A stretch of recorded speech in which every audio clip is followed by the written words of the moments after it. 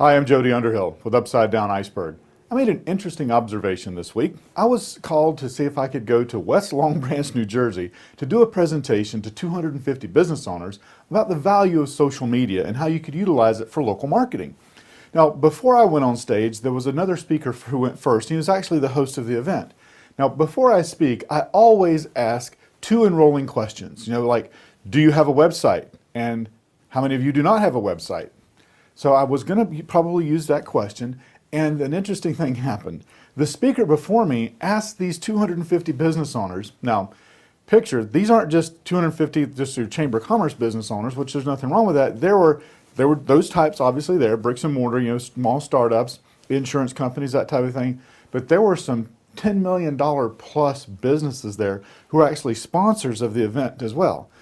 And this question was asked before I went on stage. How many of you have a marketing plan? I was amazed whenever only 5 people out of 250 raised their hand. Immediately a light bulb went off in my head. So when I went on stage, I started off by saying, how many of you have a website? My next question is, why? A few moments ago, whenever Eric asked, how many of you have a marketing plan, only 5 of you raised your hand. So if you don't have a marketing plan, what is your website doing for you? Would it be fair enough if during this talk I gave you some ideas of how you might develop a marketing plan to make that website work for you? Now, I had the advantage of being in front of the 250 people. The thing is that take those statistics because they're probably pretty valid. Anytime you go to a networking event or go anywhere where you're speaking to business owners, you're probably going to find that same type of ratio. So almost everyone you're talking to that has a website hasn't really thought about what that website should be doing for them or how to utilize it in their marketing plan.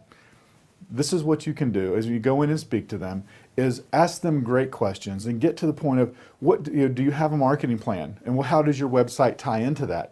Does your website bring you business now? Do you capture leads on your website?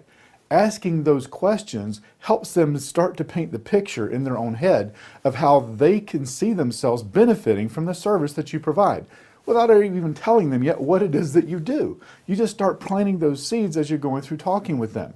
Now, afterwards, whenever I got through and gave these people some great information and some great ideas on how they could utilize these different techniques and tips with social media and with local marketing to capitalize on people coming to their website, we were flooded with people coming over to the table to find more information on how we could help them. This same thing will work for you. So just remember, about 5 out of 250 local business owners actually have a marketing plan. Take these steps, ask those questions, and it'll make you a local rock star when it comes to online marketing. I'm Jody Underhill with Upside Down Iceberg. Till next time, great marketing.